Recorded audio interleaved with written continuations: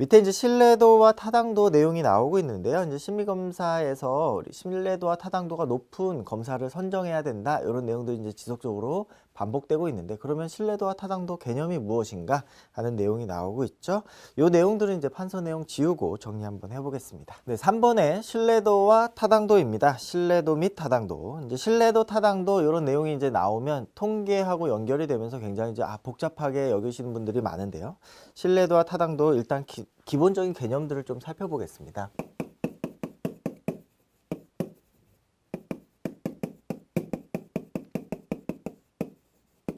신뢰도라고 하는 것은 이 검사에 대한 내용들이 신뢰할 만한가 라고 하는 것이죠. 그래서 네, 일관성과 관련되어 있다.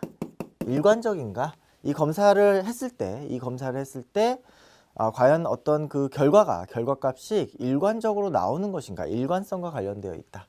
타당도의 개념은 이 검사가 정말로 내가 원하는 목적에 부합한가? 적합성과 관련되어 있다. 이렇게 간단하게 설명을 드릴 수가 있겠고요.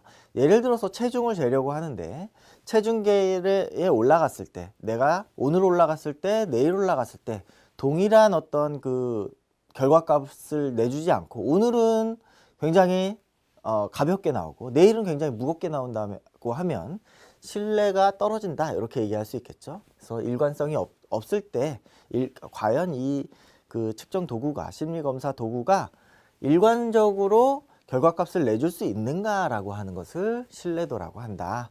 적합성이라고 하는 것, 타당도라고 하는 것 적합성이라고 하는데, 예를 들어서 그 사람의 몸무게를 재려고 하는데 체중계로 재는 것이 아니라, 그죠?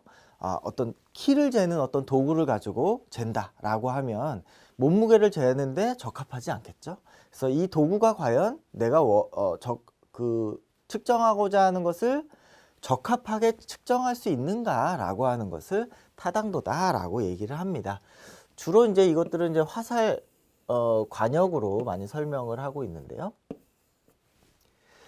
일관성을 갖는다라고 하면, 예를 들어서 세 개를 화살을 쐈을 때 여기에 이제 표적이 유사하게 간다라고 하면 이것은 이제 일관적이다라고 얘기할 수 있겠죠. 만약에 타당도다라고 하면, 네, 이 관역 안에 들어가는가, 이 관역 안에 들어가는가를 가지고 타당도다라고 얘기할 수 있겠습니다. 만약에 일관성이 있다고 해서 타당도가 높으냐? 꼭 그렇지는 않겠죠. 예를 들어서 이 관역 안에 들어가는 것이 이 우리가 원하는 측정 목적에 부합한 내용인데, 적합한 내용인데, 세 번을 화살을 쐈는데 여기에 이제 들어갔다 라고 하면 이 내용도 역시 일관적이긴 하죠. 하지만 타당하지는 않을 것이다. 왜냐하면 관역 밖에 나와 있기 때문에. 그리고 관역 안에 들어 있다고 하더라도 신뢰도가 높으냐? 꼭 그렇지는 또 않을 수도 있다. 왜냐하면 굉장히 넓게 퍼져 있을 경우에 일관성이 떨어질 수도 있다. 물론 이 안에 들어가기 때문에 밖에 나가 있는 것보다는 더 신뢰성이 높겠지만은, 그래서 신뢰도와 타당도가 꼭 일치하는 것은 아니다. 일치하는 개념은 아니다라고 하는 것들을 여러분들이 기억하시면 되겠습니다. 그래서 바깥에 나오더라도 일관성 있게 우리가 이제 결과치를 내놓는다면 신뢰도는 높다. 하지만 타당도는 낮을 것이다. 이런 식으로 이제 정리하실 수가 있겠죠. 그렇게 이제 신뢰도의 개념과 타당도의 개념들을 좀 살펴보았는데요. 신뢰도의 종류에는 어떤 종류들이 있는 것인가 라는 것이죠. 신뢰도의 종류라고 하는 것은 이제 신뢰도를 측정하는 종류가 되는 것이죠. 신뢰도의 종류 살펴보겠습니다.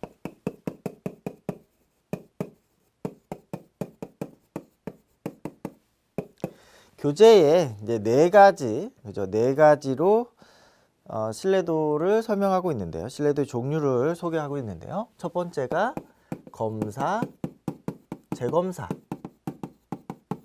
신뢰도가 되겠습니다. 검사 재검사 신뢰도라고 하는 것은 첫 번째 검사하고 두 번째 검사하고 이렇게 하는 것이죠. 오늘 재보고 내일 재보고 이렇게 한다. 그래서 검사 재검사 신뢰도는 동일한 검사를 동일한 피검자에게 두 번 시행한다. 이렇게 나와 있죠. 동일 검사를 동일 내담자에게 두 번 이렇게 정리하시면 되겠습니다. 두 번 실시. 동일 검사를 동일 내담자한테 두 번 실시를 해가지고, 그죠? 오늘 재고, 내일 재고, 몸무게를 재는데 오늘 재고, 내일 재고 해가지고, 그럼 똑같이 나오냐, 안 나오냐, 이것들을 보고선 신뢰도가 있느냐, 없느냐를 판단하겠다라고 하는 것이죠. 굉장히 논리적인 내용이 되겠습니다. 그런데 이렇게 하려다 보니까, 처음 검사한 내용과 두 번째 처음 검사 받았을 때하고 두 번째 검사 받았을 때하고 검사 점수가 더 높게 나온다라는 것이죠. 왜냐하면 문항이 이미 알려져 있기 때문에 수학 문제를 10개를 풀어야 되는데 문제를 알고 풀 때하고 모르고 풀 때하고 달라지겠죠.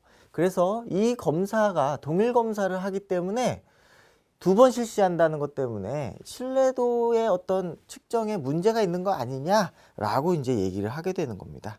그래서 이것을 동형검사 신뢰도라는 것으로 이제 보완을 하게 되겠죠. 동형검사 신뢰도. 그러면 동형검사 신뢰도는 검사 재검사 신뢰도하고 뭐가 다른가? 동형검사 신뢰도는 두 동형검사를 가지고 검사를 한다. 두 동형검사. 동일 검사가 아니라 두 동형검사다. 동일 내담자에게.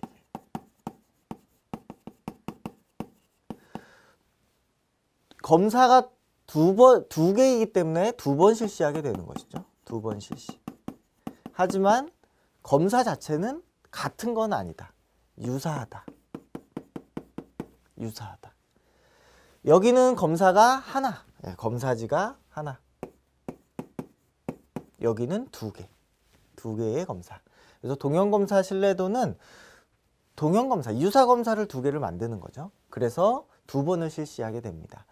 이 검사에 대한 어떤 효과, 이미 알려져서 검사 문제가 알려져 가지고 그 검사, 앞에 검사가 뒤에 검사에 영향을 미치는 것을 막기 위해서 유사검사를 만든 겁니다. 문항을 20개를 만들어 가지고 10개짜리, 그 다음에 이거 10개와 유사한 난이도로 또 하나를 만들어 가지고 만드는 것이죠. 그래서 A, 그 다음에 A-의 문항이 이제 두 개가 존재합니다.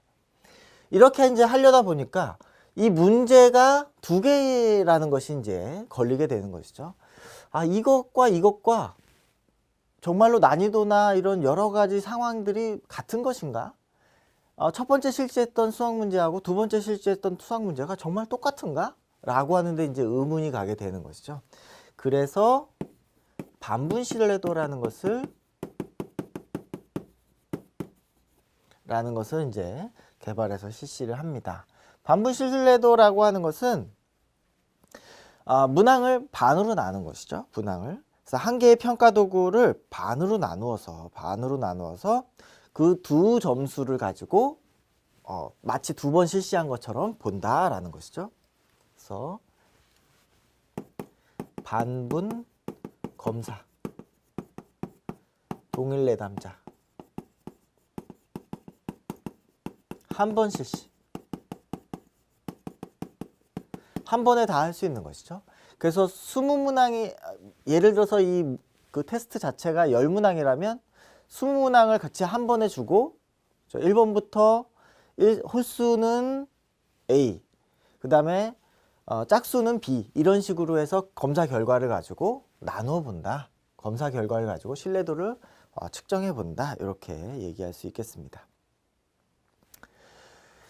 이제 최근에는 굉장히 많이 쓰고 있는 것이 이제 내적 일관성 신뢰도가 되겠죠. 내적 일관성 신뢰도. 이 내적 일관성 신뢰도는 우리가 주로 이제 크론, 하흐, 알파 크롬바흐 알파라고 하는 이러한 이제 신뢰도 개수를 사용합니다. 검사를 구성하고 있는 문항 간의 내적 일관성이죠. 이것과 유사한데요. 이것을 두 개로만 나누는 것이 아니라 문항 한 문항을 전부 반분해 가지고 전체를 반분해서 내적 일관성 척도를 만듭니다. 그래서 각각의 문항들이 전체 문항과 어떻게 연결되는지 이런 내용들을 확인하게 되겠습니다. 그래서 문항 간의 합치도, 문항 간의 합치도다.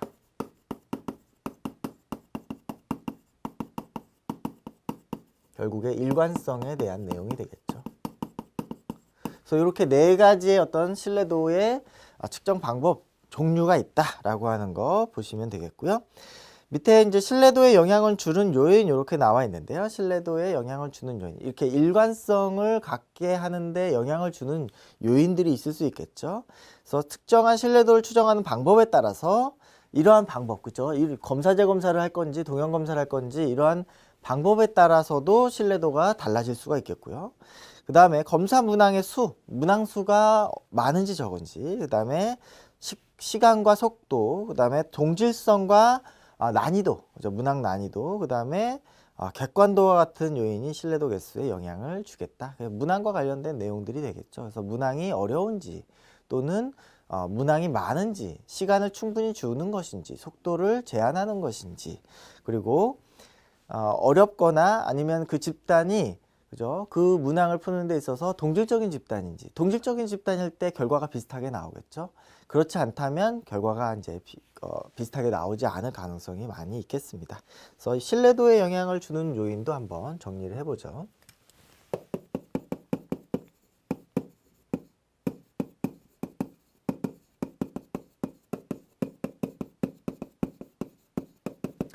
여러 가지가 있겠습니다만 측정 방법,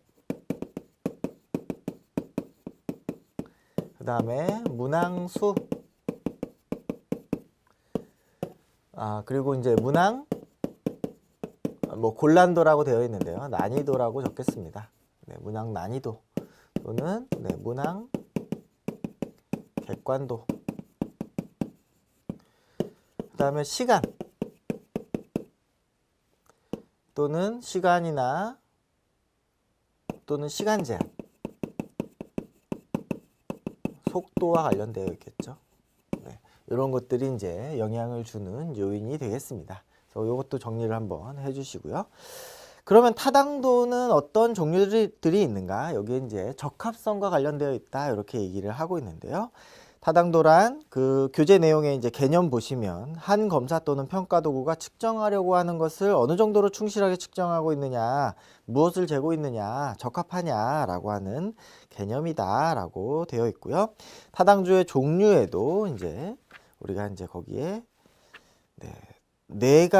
세 가지로 이제 소개를 하고 있습니다. 그래서 내용 타당도, 준거 타당도, 구인 타당도 이렇게 나와 있고요. 타당도의 종류,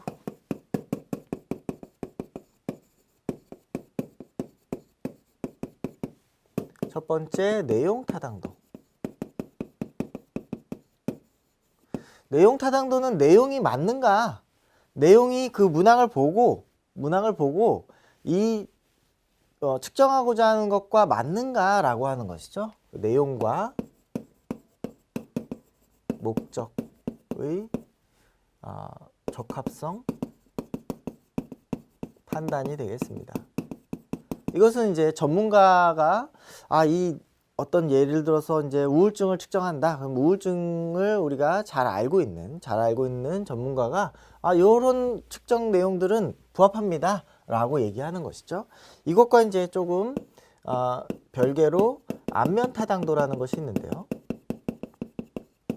안면 타당도는 피험자, 일반인이 판단한다 이렇게 정리할 수 있겠죠. 안면 타당도는 이제 그 지시 내용을 보고서 이것이 우울증을 측정하는 것이구나. 이 내용 보니까 우울증 측정하는 거네. 이렇게 알 수 있는가라는 것이죠. 그래서 이게 이제 너무 높으면 그것을 이제 회피하는데 이제 많이 쓸 가능성이 있겠죠. 너무 낮으면 또 검사 목적에 부합하지 않을 가능성이 있겠습니다. 그래서 내용 타당도 유사한 내용으로 이제 안면 타당도도 있다라는 거 추가로 정리해서 보시면 되겠고요. 두 번째 나오는 것이 이제 준거 타당도인데요. 준거 타당도. 어떤 비교되는 어떤 기준이 되는 준거를 가지고 우리가 타당도를 측정하는 내용이 되겠습니다. 여기에는 이제 두 가지 타당도 내용이 있는데 예측 타당도, 예언 타당도, 그죠? 예언 타당도라고도 하고요. 그 다음에 공인 타당도. 예측 타당도, 예언 타당도라고 하는 것은 이제 미래의 어떤 그 결과치를 현재의 검사 점수를 가지고 예언하는 그런 타당도가 되겠죠. 공인 타당도는 공인 점수를 가지고, 공인되는 점수를 가지고 지금 현재 점수와 비교하는 것이다 라고 하는 것. 그래서 예측 타당도, 예언 타당도는 이 현재의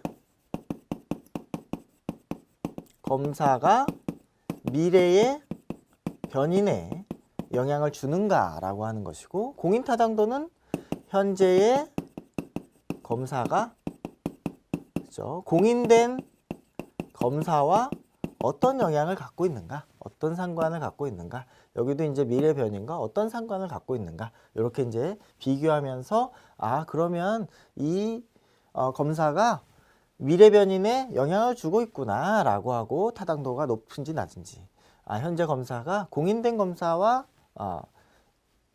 어느 정도 일치성을 보이는가, 어느 정도 적합한가 라고 하는 것을 통해서 준거 타당도를 정하게 되겠습니다. 그래서 예언 타당도, 공인 타당도 내용들 좀 보시면 되겠고요. 공인 타당도는 이제 동시 타당도다라고 얘기를 한다라는 거 보시면 되겠고, 밑에 이제 구인 타당도, 구성 타당도가 있겠습니다. 구성 타당도. 이 구성 타당도라고 하는 것은 구성 개념을 얼마나 잘 우리가 측정하고 있는가, 그래서 개념 타당도다 뭐 이렇게도 얘기를 하는데요. 구성 타당도, 구인 타당도.